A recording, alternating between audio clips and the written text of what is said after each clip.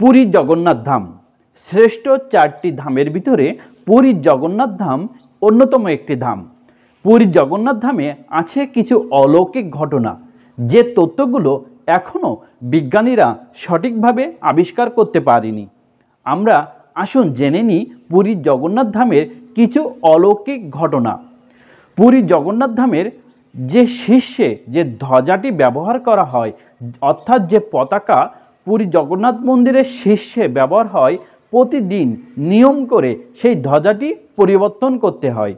যদি কোনো কারণে ধ্বজাটি পরিবর্তন করা না যায়, তাহলে 18 বছরের জন্য জগন্নাথ মন্দিরের দ্বার বন্ধ করে দিতে হবে। পুরী জগন্নাথ মন্দিরের এত উঁচু একটি ভবন, যে ভবনটি পুরী শহরের যে কোনো স্থান থেকে এই মন্দিরের চূড়া দেখা যায়। কিন্তু অলৌকিকভাবে পুরী জগন্নাথ মন্দিরের ছায়া কোনোভাবে মাটিতে পড়ে না। সূর্য যে পাশ থেকে আরেক পাশে যাক না কেন, কোনোভাবেই পুরী জগন্নাথ মন্দিরের ছায়া মাটিতে পড়ে না।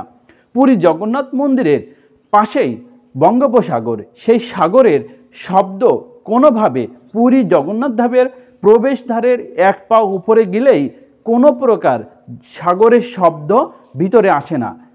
আমরা জানতে পারি সুভদ্রার ইচ্ছা ছিল এই মন্দিরটি অত্যন্ত নীরবতা, শান্ত পরিবেশ হবে। তার ইচ্ছাতেই জগন্নাথ দেব মন্দিরের ভিতরে কোনো শব্দ আসতে দেয় না। মন্দিরের প্রসাদ রান্না অন্যতম একটি ঘটনা। এত ভক্তবৃন্দ আসে জগন্নাথ দেবের মন্দির দর্শন করতে, তো সবার জন্য প্রসাদের ব্যবস্থা হয়, কিন্তু কোনো দিন কোনো ভক্ত অভুক্ত থেকে কম প্রসাদ পেয়ে মন্দির থেকে যেতে হয় না। যত প্রসাদ রান্না হয়, সকল ভক্তের পরিপূর্ণভাবে তৃপ্তির সঙ্গে প্রসাদ হয়ে যায়। জগন্নাথ দেব মন্দিরের প্রসাদের পরিমাণ কখনো কম পড়ে না। জগন্নাথ দেবের মন্দিরের ধ্বজার ওপর দিয়ে, গম্বুজের ওপর দিয়ে এখনো পর্যন্ত কোনো প্রকার কোনো পাখি উড়ে যায় না। এমনকি কোনো বিমান, কোনো হেলিকপ্টার, কোনো প্রকারে কোনো কিছু জগন্নাথ মন্দিরের ওপর দিয়ে যেতে পারে না।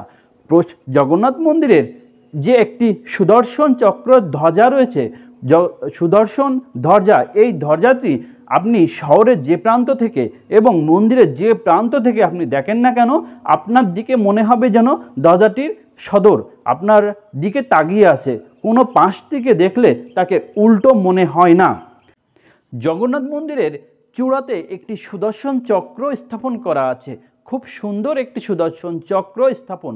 সেই সুদর্শন চক্রটি আপনি মন্দিরের যে প্রান্ত থেকে দেখবেন না কেন, মনে হবে যেন আপনার দিকে তাকিয়ে আছে, আপনার পাশে, আপনার দিকে সামনাসামনি অবস্থান করা আছে। মন্দিরের যে প্রান্ত থেকে দেখেন না কেন, কখনো মনে হবে না যেন উল্টো দিকে স্থাপন করা, উল্টো পাশ দিয়ে আপনি দেখছেন। সবসময় মনে হবে যেন সামনাসামনি দেখছেন।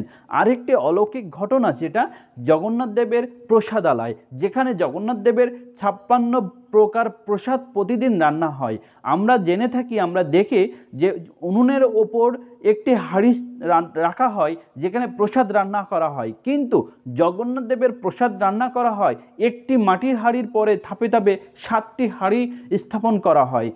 সেই 7টি হাঁড়িতে প্রসাদ রান্নার সমস্ত উপকরণ দেয়া হয়, আর নিচে থেকে নিচের হাঁড়িতে আগুনের জাল দেওয়া হয়। কিন্তু স্বাভাবিকই নিচের হাঁড়ির প্রসাদ আগে রান্না হওয়ার কথা, কিন্তু মূল অলৌকিক জগন্নাথ দেবের কৃপায় সর্ব উপরের হাঁড়ির প্রসাদ সর্বে আগে রান্না হয়ে থাকে।